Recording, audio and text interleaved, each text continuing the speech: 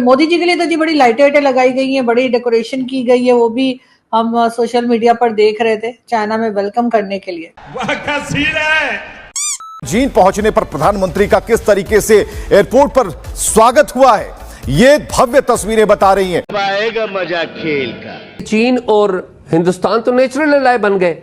आपने सबसे पहले घबराना नहीं है। तो इन सारी चीजों का असर तो पड़ता है पाकिस्तान की खारजा पॉलिसी में। क्या करारा जवाब या रिस्पॉन्स मोदी जी देने वाले हैं ट्रंप को? मैं नहीं बताऊंगा। न सिर्फ ये कि पाकिस्तान और हिंदुस्तान के प्राइम मिनिस्टर एक लड़ाई झगड़े और अटैक्स के बाद पहली बार एक ही जगह पे मौजूद होंगे। रशिया के साथ हमारे ऑलरेडी बहुत अच्छे रिलेशंस थे, लेकिन थैंक्स टू डोनाल्ड ट्रंप उन्होंने एक काम कर दिया कि भारत और चाइना को इकट्ठे कर दिया।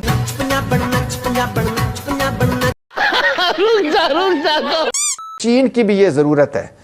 चीन की बड़ी ख्वाहिश है इस खित्ते में एक नया ब्लॉक बने। प्रधानमंत्री मोदी जी में वो सारी क्षमताएं हैं जो मुझे लगता है जो कि एक विजनरी लीडर में होने चाहिए। वो सिर्फ भारतवर्ष के लीडर नहीं है। प्रधानमंत्री मोदी इस समय विश्व को मार्गदर्शन देने की क्षमता रखते हैं। प्राइम मिनिस्टर्स चाइना पहुंच चुके हैं। आपको अब क्या लग रहा है कि ये एससीओ की मीटिंग जो है, ठीक है मानते हैं दोनों आपस में बात नहीं करेंगे, लेकिन फिर भी एससीओ की मीटिंग बहुत इंपॉर्टेंट है इस बार, क्योंकि वहां पर न सिर्फ ये कि पाकिस्तान और हिंदुस्तान के प्राइम मिनिस्टर एक लड़ाई झगड़े और अटैक्स के बाद पहली बार एक ही जगह पे मौजूद होंगे। अच्छा। और उनके साथ साथ जाहिर है चाइनीज प्रेसिडेंट तो होंगे ही, रशियन भी होंगे। कितना इम्पोर्टेंट आपको ये लग रहा है इस बार एससीओ? वैसे तो एससीओ होता रहता है, लेकिन ये एससीओ आपको कितना इम्पोर्टेंट लग रहा है? क्योंकि मोदी जी के लिए तो जी बड़ी लाइटें वाइटें लगाई गई हैं, बड़ी डेकोरेशन की गई है, वो भी हम सोशल मीडिया पर देख रहे थे चाइना में वेलकम करने के लिए। जली ना, तेरी भी जली ना। देखिए, तियानजिन पहुंचे हैं आज प्रधानमंत्री जी, और ये एक बहुत सिग्निफिकेंट डिस्कशन है।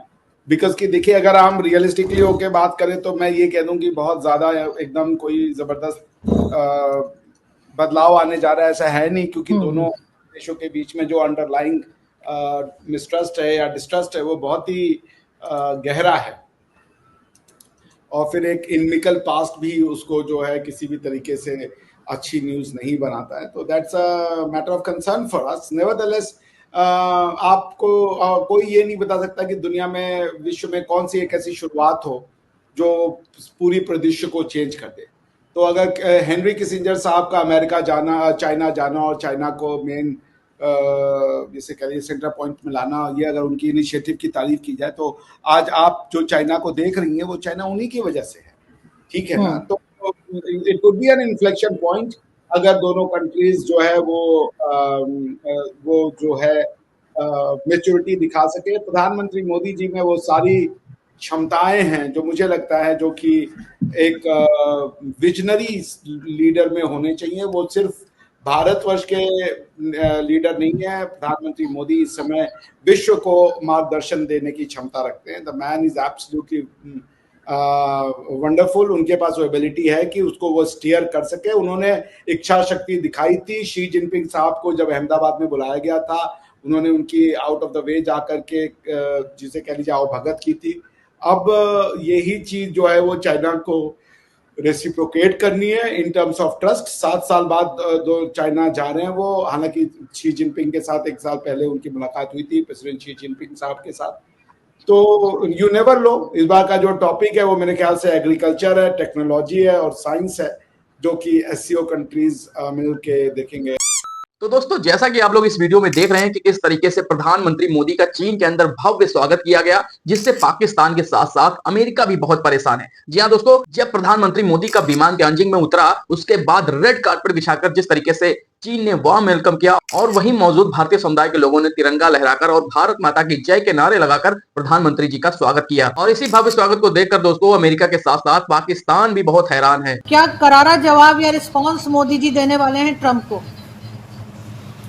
मोदी जी किसी को जवाब देने के लिए नहीं आए, यहाँ पर एससीओ की मीटिंग अटेंड करने आए हैं और ये बहुत इंपॉर्टेंट एक फोरम है।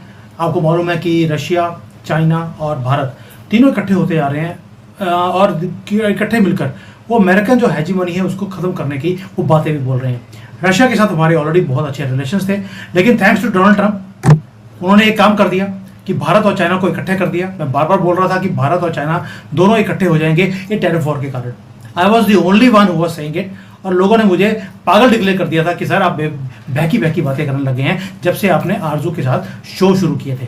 तो भेजा फ्राई आपका था, लोगों ने मुझे बोलना शुरू कर दिया कि आरजू ने तुम्हारा भी भेजा फ्राई कर दिया है। लेकिन वही हुआ कि मेरी वजह से आप सही बात बोलने लग गए, मेरी वजह से आप बात सही बताने लग गए वाकई में। नहीं, वो लोगों ने बोला था, लेकिन मैं बात तो पहले भी सही बोल रहा था, लेकिन लोगों को शक होने लग गया था क्योंकि आपको मालूम ही है कि आपकी रेपुटेशन कैसी है। लेकिन ये जो मैं पहले बोल रहा था कि भाई चाइना और भारत दोनों इकट्ठे होते जा रहे हैं, क्योंकि डोनाल्ड ट्रंप ने बड़े खूबसूरती से एक गेम खेली। पहले टैरिफ लगाया चाइना के ऊपर, भारत के ऊपर नहीं लगाया गया। सारी दुनिया के ऊपर टैरिफ लगाया, भारत के ऊपर नहीं लगाया गया था। और चाइना के साथ तो 250% तक उन्होंने टैरिफ लगा भी दिया था। उसके बाद आहिस्ता आहिस्ता कम किया, लेकिन जब टैरिफ लगाया चाइना के ऊपर तो चाइना ने भी आहिस्ता आहिस्ता भारत की तरफ आना शुरू हो गए।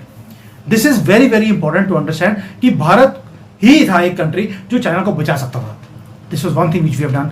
उसके बाद भारत के ऊपर जब टैरिफ की एक तलवार लटकाई तो भारत ने भी चाइना के साथ दोस्ती निभानी शुरू कर दी या दोस्तियां करनी शुरू कर दी। एंड नाउ जो पुरानी एक प्रॉब्लम है चाइना के साथ, हमारी एक ही प्रॉब्लम है या दो प्रॉब्लम्स है।